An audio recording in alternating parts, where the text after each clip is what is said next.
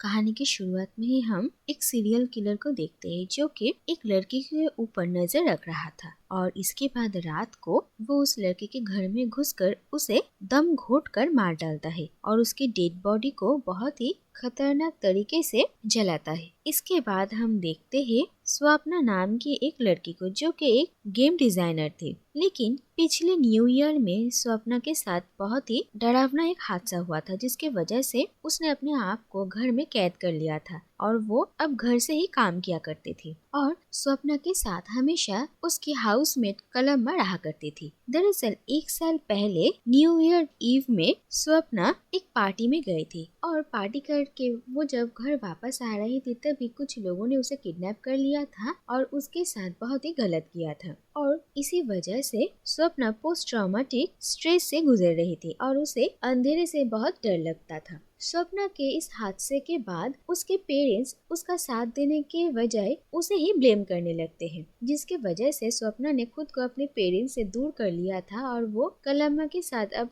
अलग एक घर में रहती थी और वो वर्क फ्रॉम होम करती थी और खुद को हमेशा काम में बिजी रखती थी। स्वप्ना एक बहुत ही टैलेंटेड गेम डिजाइनर थी और वो दिन भर गेम खेला करती थी और अपने स्किल्स को इम्प्रूव करती थी और कलम्मा स्वप्ना का बहुत ध्यान रखती थी। इसके बाद एक दिन स्वप्ना को स्टोर रूम जाना पड़ता है और जहाँ पर बहुत अंधेरा होता है और इस अंधेरे को देखकर स्वप्ना बहुत डर जाती है और कलम्मा स्वप्ना को दिलासा देने की बहुत कोशिश करती है और इस ट्रॉमा के बाद स्वप्ना साइकियाट्रिस्ट के पास जाती है और स्वप्ना की सारी बातें सुनकर डॉक्टर स्वप्ना को ये कहते हैं कि दरअसल न्यू ईयर ईव पास आ रहा है और स्वप्ना ने फिर से अंधेरा देखा है और ये सब कुछ मिलाकर स्वप्ना को एनिवर्सरी रिएक्शन हुआ है। इसका मतलब ये है कि जिस दिन स्वप्ना के साथ ये हादसा हुआ था वही दिन जब वापस लौटकर आता है तो स्वप्ना को सबकॉन्शियसली इस बारे में पता होता है और वो धीरे धीरे डरने लगती है। इसके बाद स्वप्ना खुद को संभालने की बहुत कोशिश करती है, लेकिन इसके बाद ही ये देखा जाता है कि 1 साल पहले उसने अपने हाथों में एक टैटू करवाया था और अचानक से उसके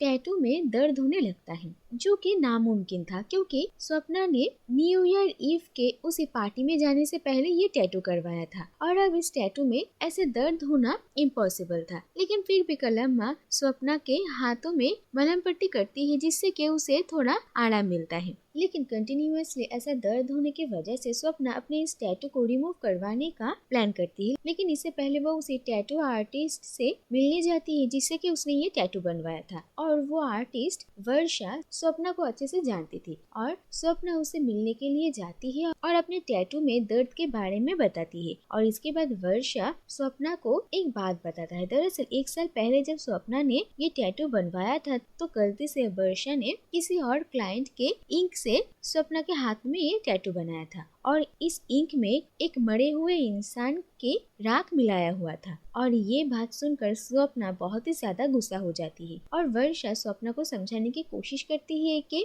वो राख बहुत ही कम क्वांटिटी में था और स्वप्ना के हाथों में जो दर्द हो रहा है उसके साथ इसका कोई भी लेना देना नहीं है। लेकिन स्वप्ना वर्षा की कोई भी बात नहीं सुनती है और वहाँ से चली जाती है। इसके बाद हम देखते हैं कि स्वप्ना लेजर ट्रीटमेंट की मदद से इस टैटू को रिमूव करवाने की कोशिश करती है, लेकिन तभी उसके हाथों में बहुत दर्द होने लगता है और ये टैटू रिमूवल पोस्टपोन हो जाता है। इसके बाद हम देखते हैं कि स्वप्ना क्लिनिक से निकलकर एक कैफे में जाती है और वहाँ पर कुछ लड़के स्वप्ना को ही घूर घूर कर देख रहे थे और इसके बाद अच्छे से नोटिस करने के बाद स्वप्ना को ये समझ में आता है कि दरअसल ये लड़के स्वप्ना का ही वही दर्दनाक हादसे का वीडियो देख रहे थे और ये जानने के बाद स्वप्ना बिल्कुल टूट जाती है और इसके बाद वो जब घर वापस आती है तो कलम्मा से स्वप्ना को ये पता चलता है कि स्वप्ना के पेरेंट्स भी स्वप्ना से किसी वीडियो के बारे में बात करना चाहते हैं और स्वप्ना समझ जाती है कि वो क्या कहना चाहते हैं और इसके बाद से ही स्वप्ना हार मान जाती है और वो बिल्डिंग के ऊंचाइयों से छलांग लगाकर सुसाइड करने की कोशिश करती है। लेकिन तभी वहाँ पर एक कार आ जाती है और स्वप्ना की जान बच जाती है, लेकिन उसे बहुत इंजरी होती है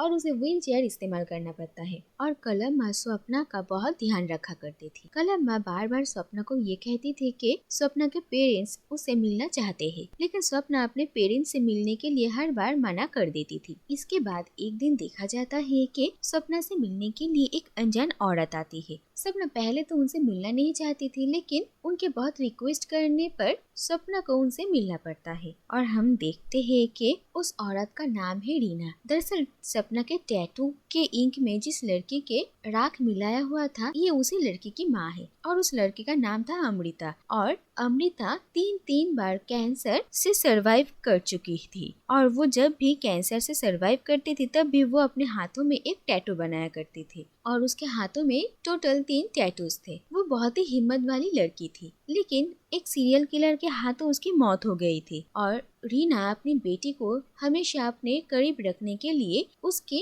राख से अपने हाथों में एक टैटू बनाने के लिए उसी दिन वहाँ पर आई थी जिस दिन सपना आई थी और गलती से रीना की जगह उस राख के इंक से सपना के हाथों टैटू बन जाता है और रीना उस टैटू को देखती है और वो सपना को ये कहती है कि सपना के अंदर उनकी बेटी अमृता जिंदा है और सपना को अपनी जिंदगी में हार नहीं मानना चाहिए, बल्कि उसे अपनी जिंदगी में नई उम्मीदें जगाना चाहिए और अपनी जिंदगी को अच्छे से जीना चाहिए। और अमृता की माँ से ये सारी बातें सुनकर सपना को भी हिम्मत मिलती है और वो अमृता के हौसले के बारे में सोचती है और फिर सपना अपनी जिंदगी को नए तरीके से जीने का फैसला करती है। इसके बाद हम देखते हैं कि वो सबसे पहले टैटू रिमूवल के अपॉइंटमेंट को कैंसिल करती है और तय करती है कि वो अमृता को हमेशा अपने साथ ऐसे ही रखेगी। और फिर न्यू ईयर ईव में सपना कलम्मा को ये कहती है कि वो सपना के पेरेंट्स से मिलने जाएंगे,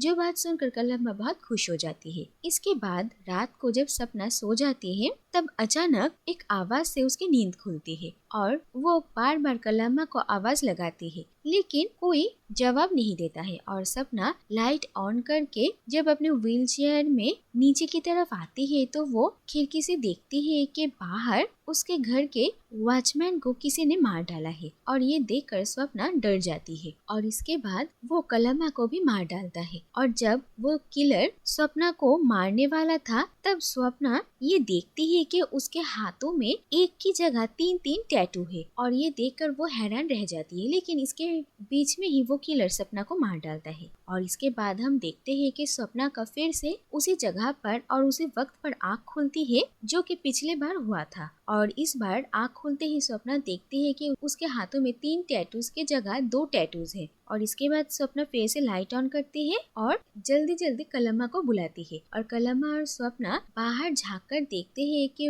उस किलर ने सिक्योरिटी गार्ड को मार डाला है। और इसके बाद स्वप्ना जल्द से जल्द पुलिस को इन्फॉर्म करती है और वो लोग पुलिस के आने का इंतजार करने लगते हैं, लेकिन इसके बाद ही देखा जाता है कि उनके कमरे में वो किलर आग लगा देता है जिससे कि उन्हें अपने कमरे से बाहर निकलना ही पड़ता है। और इसके बाद वो सीरियल किलर कलम्मा को मार डालता है और वो जब स्वप्ना को भी मारने वाला था तभी वहाँ पर पुलिस पहुँच जाती है और उस किलर को मार डालती है और पुलिस सेफली स्वप्ना को बाहर लेकर जाती है। लेकिन बाहर से स्वप्ना जब अपने कमरे की खिड़की की तरफ देखती है तो वो देखती है कि वहाँ पर कोई आदमी है और वो पुलिस को बताती है कि घर के अंदर कोई है। और पुलिस जब घर के अंदर जाती है तो वो देखती है कि किलर की डेड बॉडी वहाँ से गायब हो चुकी है। और इसके बाद वो ऑफिसर बाहर मौजूद पुलिस को जल्द से जल्द स्वप्ना को यहाँ से ले जाने के लिए कहती है और बैकअप बुलवाती है। और स्वप्ना जब पुलिस के साथ वहाँ से जा रही थी तभी वो कार के मिरर में एक नहीं बल्कि 3 सीरियल किलर्स को देखती है, जो देखकर वो हैरान रह जाती है। और इसके बाद उसे समझ में आता है कि कुछ न कुछ गड़बड़ है और वो गाड़ी रोकने के लिए कहती है, लेकिन तभी अचानक वो कार ब्लास्ट करती है और जिससे कि सबकी मौत हो जाती है। और इसके बाद फिर से स्वप्ना की उसी वक्त और उसी जगह पर नींद खुलती है, लेकिन इस बार स्वप्ना लाइट्स ऑन नहीं करती है और वो जल्दी जल्दी कलम्मा को बुलाती है और कहती है कि उनके पास वक्त बहुत कम है और उन्हें उन सीरियल किलर्स को किसी न किसी तरीके से रोकना ही पड़ेगा। और फिर सबसे पहले स्वप्ना पुलिस को इन्फॉर्म करती है और उन्हें पुलिस स्टेशन से स्वप्ना के घर आने का एक शॉर्टकट रास्ता बताती है। और इसके बाद सबसे पहले कलम्मा छत से एक किलर के ऊपर केरोसिन डालती है और दूसरी तरफ स्वप्ना खिड़की से उसके ऊपर कैंडल फेंकती है, जिसकी वजह से जलकर 3 में से एक सीरियल किलर की मौत हो जाती है। लेकिन इसके बाद ये देखा जाता है कि दूसरा किलर कलम्मा को धक्का देकर सीढ़ियों से नीचे फेंक देता है और कलम्मा घायल हो जाती है। पुलिस आ जाती है लेकिन वो किलर दोनों पुलिस ऑफिसर्स को मार डालता है। और इसके बाद जब वो धीरे धीरे स्वप्ना की तरफ आगे बढ़ रहा था तभी कलम्मा उसी जख्मी हालत में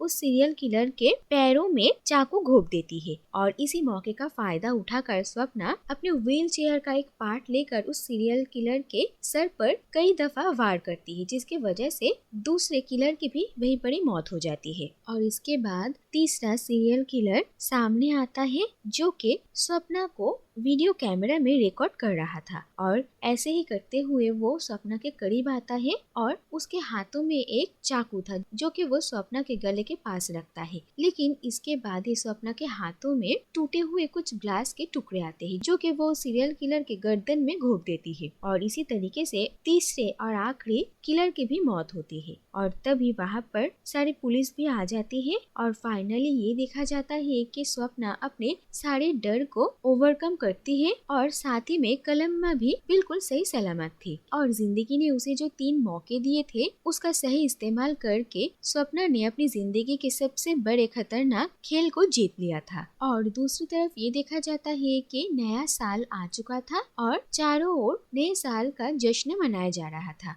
और स्वप्ना भी इस नए साल में अपनी जिंदगी की नई शुरुआत करने वाली थी। और इसी के साथ ही ये कहानी यहीं पर ही खत्म हो जाती है।